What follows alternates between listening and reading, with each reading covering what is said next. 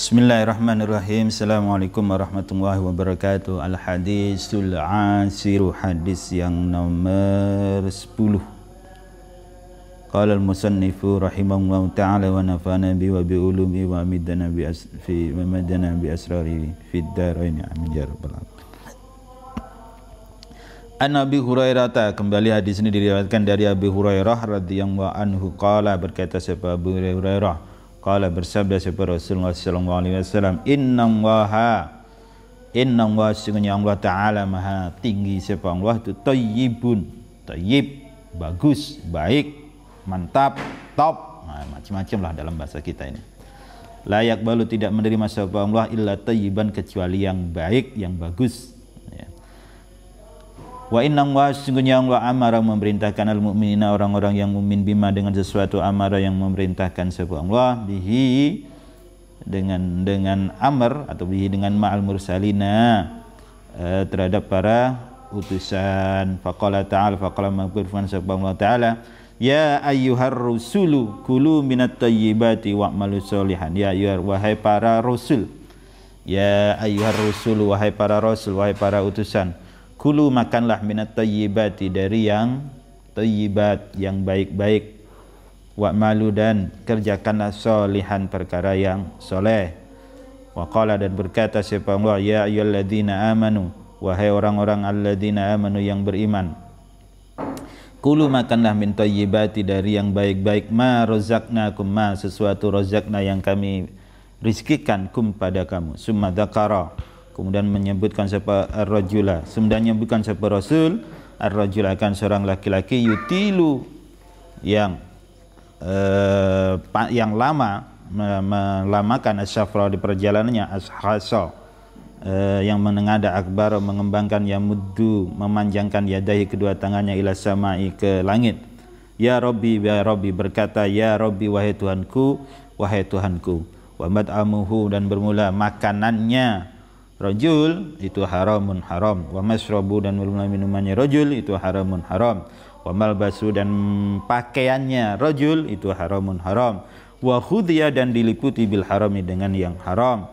Fa anna, ya fa anna, maka bagaimana, yustajabu, ya, yustajabu diijabah, lahu baginya, ya ayyuhar rusulu. Nah, diawali dengan gini, qala Rasulullah, inna Allaha ta'ala tayyibun la yaqbalu illa tayyiban. Sesungguhnya Allah Ta'ala itu tayyib, bagus, baik, mantap, top pokoknya. Dan beliau atau Allah tidak akan menerima kecuali yang baik. Yang baik tidak akan menerima kecuali yang baik. La tankihu zaniyatu illa bizani. Orang yang berzina itu biasanya menikahi orang yang sama-sama seperti itu. Kita ini kalau dalam perjodohannya ini biasanya kufu, seimbang. Yang seperti itu ya dapatnya seperti itu. Ya walaupun ada juga yang macam-macam, tapi mayoritas rata-ratanya seperti itu.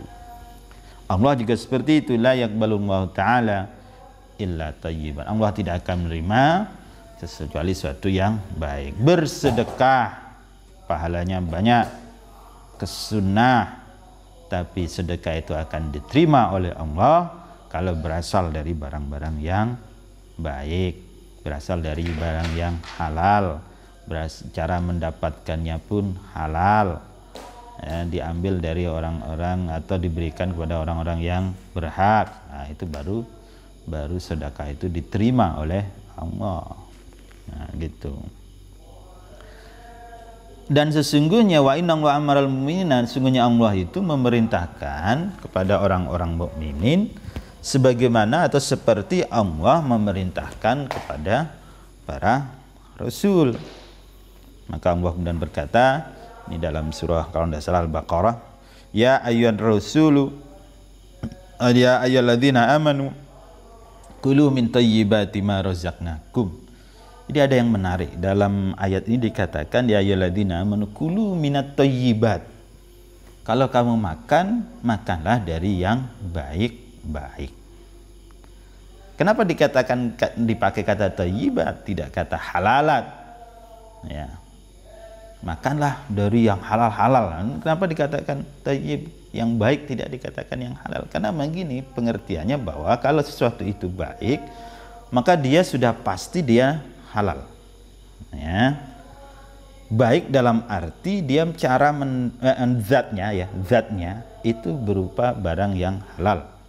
Pertama. Yang kedua, cara mendapatkannya pun dengan cara yang halal. Yang ketiga, dalam konteks makanan, ketika dia dimakan akan mendatangkan kebaikan. Maka kemudian dikatakan di situ kulu minat thayyibat. Ya, makanlah dari yang baik. Karena kalau sudah baik, sudah tentu dia halal. Tapi kalau halal saja, orang nanti akan mengertikan halal saja, yang penting halal. Nah, nanti tidak dipikirkan bagaimana cara mendapatkannya, nanti bisa lain pemanaannya. Saya contohkan begini, beras, nasi itu kan halal, jelas halal. Itu halal, secara zat halal. Tapi kalau tidak mendapatkannya dengan cara yang tidak baik, maka yang halal sekalipun, zatnya halal sekalipun, akan berubah menjadi haram. Begitu, akan berubah menjadi yang haram. Ayam, kambing, sepakat semua ulama, halal kalau dia disembelih. Ya, kalau dia disembelih maka halal, ya, zatnya halal. Tapi kalau ayamnya hasil dari nyolong, kambingnya dari hasil nyolong, dia secara zatnya halal, tapi karena cara mendapatkannya tidak baik, maka dia berubah menjadi haram. Ayam meskipun dia disembelih, tapi kalau ayamnya hasil ayam nyuri, ya jelas lah, ayam nyuri walaupun disembelih tetap dia haram. Kambing nyuri, ya, atau kambing nemu di jalan, tidak jelas siapa pemiliknya, ya, maka dia pun akan menjadi perkara yang haram. Ya, begitu juga. Yang kedua mengandung makna juga, ya. Sebentar, kita tambahin ya. Kalau kambing, kalau cara mendapatkannya tidak baik, meskipun dia disembelih, maka daging kambing itu memang secara zatnya dia halal, tapi karena cara mendapatkan tidak baik, maka menjadi haram. Juga harus dipikirkan nanti bahwa makanan itu kalau dimakan akan bermanfaat baik atau tidak, berefek baik atau tidak terhadap badan kita. Karena ada beberapa makanan yang dia akan memberikan efek yang berbeda pada setiap orang. Kita kembali ke daging kambing lagi ya. Daging kambing bagi kita yang badannya sehat, tidak punya gangguan kesehatan, tidak punya penyakit hipertensi, darahnya normal, tekanan darahnya normal-normalnya, mau makan daging kambing nggak ada masalah. Ya. Dia cara mendapatkannya dengan baik, memang dipelihara sendiri dan disembelih sendiri. Maka bagi orang yang tidak punya gangguan kesehatan, makan daging kambing ya tidak masalah, bagus itu, baik. Salah satu daging yang terbaik kata Nabi ya daging kambing, ya kan begitu. Tapi bagi orang yang punya penyakit hipertensi, tekanan darah tinggi, yang nanti kalau makan daging kambing akan bisa memicu naiknya tekanan darah, maka daging kambing tadi meskipun cara mendapatkannya baik, disembelih dengan cara yang baik, tapi dia berpengaruh buruk terhadap kesehatan, maka yang seperti ini tidak dianjurkan. Bahkan ulama kemudian mengatakan boleh jadi daging kambing seperti ini haram baginya untuk dikonsumsi. Ya, merokok juga seperti itu. Ya, kita ya mungkin sebagian ulama banyak berfatwa tentang rokok lah. Tapi yang paling tengah-tengah dan itu yang saya pikir benar itu adalah hukumnya makruh. Tapi makruh ini juga bisa nanti menjadi bermacam-macam. Ya. Makruh ini bisa menjadi haram ya, kalau yang merokok ini orang-orang yang kesehatannya bisa terganggu karena sebab merokok. Tapi kalau tidak ada gangguan, ya, normal-normal saja dengan merokok, ya setidaknya hukumnya makruh lah, ya, tidak sampai ke haram. Akan menjadi haram kalau kesehatannya. Bagi orang hamil, bagi ibu-ibu itu bisa jadi haram. Bagi anak-anak yang perkembangan badannya belum sempurna itu haram. Nah, gitu. Nah, itu ya. Ini maka dikatakan di sini kulu min thayyibati ma razaqnakum. Makanlah yang baik-baik. Nah, ini. Penjelasannya tadi saya kira sudah jelas ya. Cara mendapatkan zatnya memang harus ada yang halal, cara mendapatkannya halal dan tidak berpengaruh buruk terhadap badan kita. Kemudian Rasulullah bercerita, "Summa dzakara ar-rajula yutilus syafara." Ada seorang laki-laki kata Rasul, dia yutilus syafara, ini suka berjalan kemana-mana. Dan kalau berdoa itu suka menengadahkan tangan seperti luar biasa sambil menangis, ya Allah, sambil betul-betul meminta, keluar air mata, tangannya seperti dipanjangkan seperti ini. Sungguh-sungguhlah, nampaknya sungguh-sungguh berdoa. Ya, meminta kepada Allah sambil berkatakan ya Rabbi, ya Rabbi, ya Rabbi. Yang seperti ini akan diketawain barangkali oleh Allah Subhanahu wa taala. Diketawain, senyumin oleh malaikat. Kenapa? Wa mad'amuhu haram wa malbasuhu haram wa mashrabuhu haram. Yang dia makan haram, yang dia minum haram, yang dia pakai haram. Ya, duit hasil nyuri, duit hasil korupsi, itu dia makan, itu dia minum, itu dia belikan untuk pakaian, untuk baju. Dan dengan yang seperti itu dia berdoa mohon kepada Allah, fa anna yustajabulah. Bagaimana mungkin doanya akan dikabulkan sementara di dalam badannya terdapat, menempel atau terpakai barang-barang yang haram. Begitu. Maka kalau ada doa yang tidak dikabulkan oleh Allah, barangkali kita perlu introspeksi diri kita. Kenapa doa kita selama ini tidak dijawab oleh Allah? Barangkali ada yang salah dalam keseharian kita. Barangkali yang termakan di kita adalah barang yang haram. Barangkali yang terminum di kita itu juga bersumber dari yang haram. Baju yang kita pakai, rumah yang kita pakai, mobil yang kita gunakan, kendaraan yang kita gunakan setiap hari itu barangkali bercampur dengan barang-barang yang haram. Fa'ana yustajabu. Ya. Maka bagaimana mungkin doa itu dikabulkan oleh Allah? Karena tadi di awal dikatakan innallaha thayyibun la yaqbalu illa thayyiban. Allah itu suci, Allah itu bersih, Allah itu bagus, Allah itu baik, top, mantap, dan tidak akan menerima kecuali yang bersih, kecuali yang baik. Nah begitu ya. Jadi ini memang kita harus ekstra dalam kehidupan ini. Para aulia, para wali-wali Allah itu ya selalu menjaga yang dimakannya, selalu menjaga. Tidak akan mau memakan barang yang tidak jelas. Ya, subhat saja tidak mau, apalagi yang haram. Harus bersumber dari yang jelas. Ya.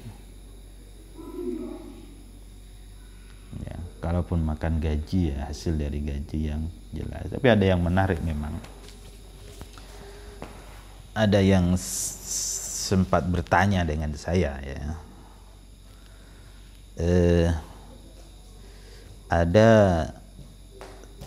seorang orang tua ya kan ingin memasukkan anaknya di kepolisian, jadi polisi lah. Nah, sementara kita tahu untuk jadi yang seperti itu sekarang ini butuh biaya yang besar, biaya yang tidak resmi. Yang kalau biaya itu tidak dipenuhi, ya, maka meskipun anaknya secara macam-macam sebenarnya layak lolos, tapi karena ada biaya-biaya yang tidak terpenuhi, maka nanti bisa jadi tidak lolos.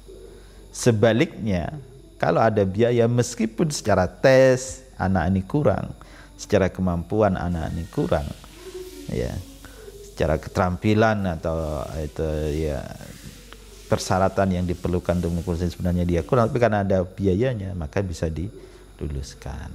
Ditanyakan kepada saya bagaimana seperti ini, maka ya hukum asalnya adalah ar-rashi wal murtashi finnar, yang menyuap dan yang disuap masuk neraka.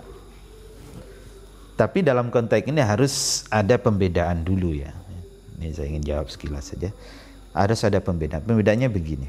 Kalau yang meminta adalah pihak sana, ya, pihak yang menyeleksi, ya, dia mengatakan kepada kamu atau pada kita, ini anak sebenarnya layak lolos seleksi.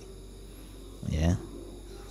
Tapi kami perlu uang supaya nama anak ini tetap ada. Jangan sampai berganti, jangan sampai berubah dengan nama-nama yang lain. Ingat ya, kronologinya ingat. Dia yang meminta, yang menyeleksi ini yang minta. Nah kemudian, kalau dalam konteks seperti ini kita dibolehkan dalam rangka menjaga hak kita, menjaga hak anak ini, dibolehkan bagi kita untuk menyiapkan uang dan memberikan uang supaya nama ini tidak terganti dengan yang lain, ya kan? Ini konteksnya beda. Yang kedua, konteksnya lain lagi. Yang kedua ini anak tidak lulus nih Pak. Secara tes, secara fisik, secara kemungkinan, tes psikologi, tes wawancara, tes tertulis, tes lisan, semuanya tidak lolos ini anak ini. Tinggi badannya pun kurang, bahkan ada cacat dalam badannya, tidak layak lah jadi anggota polisi. Ya. Kemudian kamu bilang, oh gitu Pak, kalau gitu saya siapin dana lah supaya dia bisa layak. Nah, jadi kamu nawarkan dana, atau mungkin dia malahan yang meminta dana supaya anak ini bisa lulus yang sebenarnya tidak lulus. Nah konteksnya beda tadi. Yang pertama tadi dia lulus cuman agar tidak digeser, ya, supaya namanya tetap ada. Yang kedua dia tidak lulus, tapi gimana caranya biar bisa lulus. Nah gitu. Nah kalau yang kedua ini jelas kaitannya sudah suap menyuap, sudah haram, sudah tidak boleh lagi dilakukan.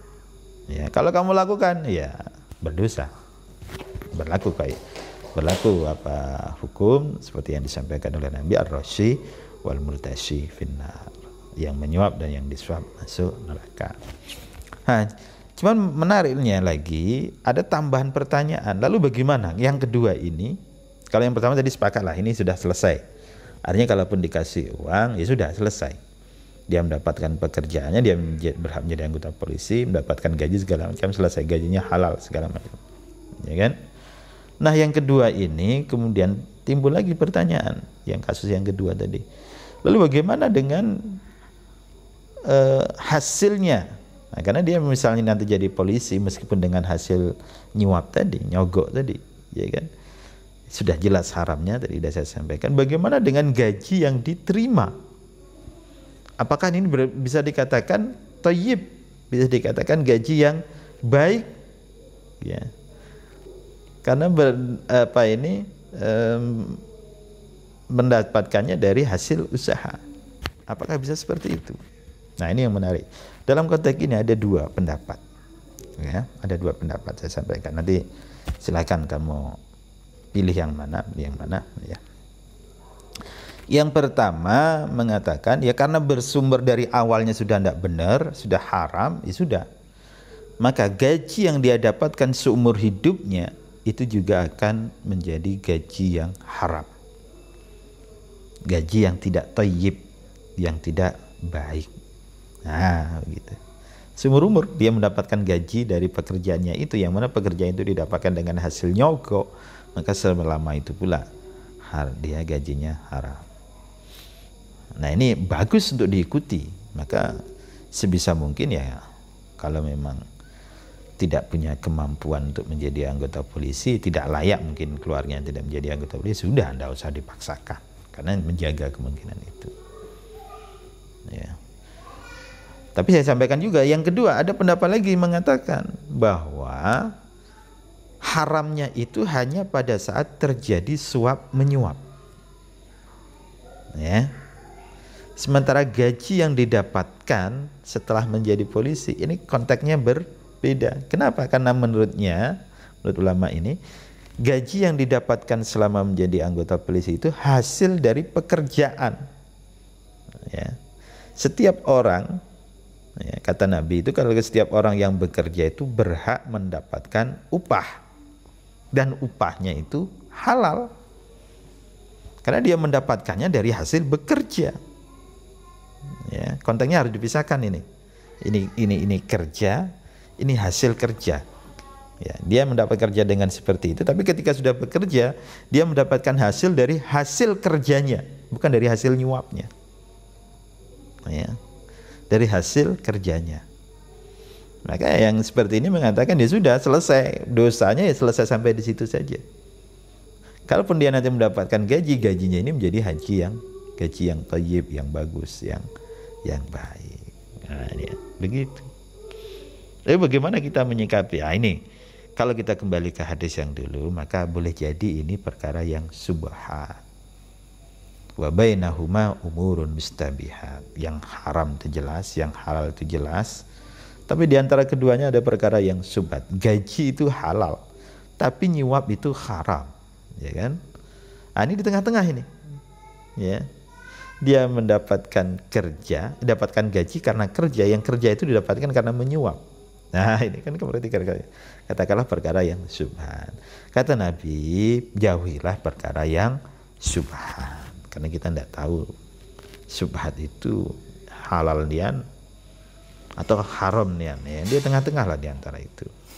Ya, seperti orang digambarkan di hadis itu, bagaikan orang yang berjalan di tepi perbatasan lahan dia, kebun dia.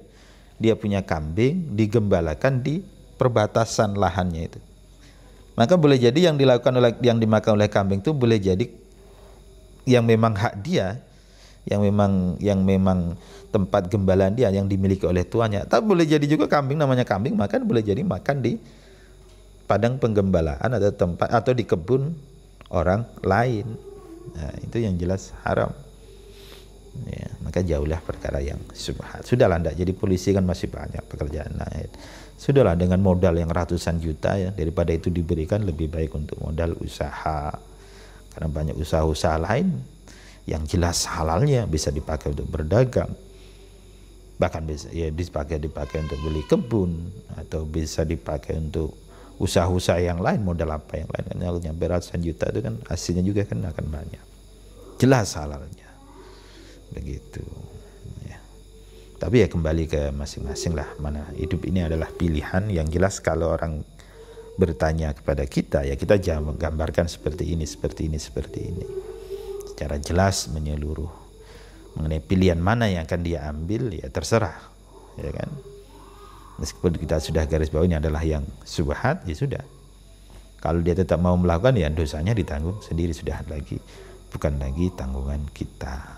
Nah, kira-kira seperti itu, ya. Ya itulah tadi yang dapat saya sampaikan, ya. Lebih dan kurangnya mohon maaf. Walafu minkum hidinash shiratal mustaqim. Assalamualaikum warahmatullahi wabarakatuh.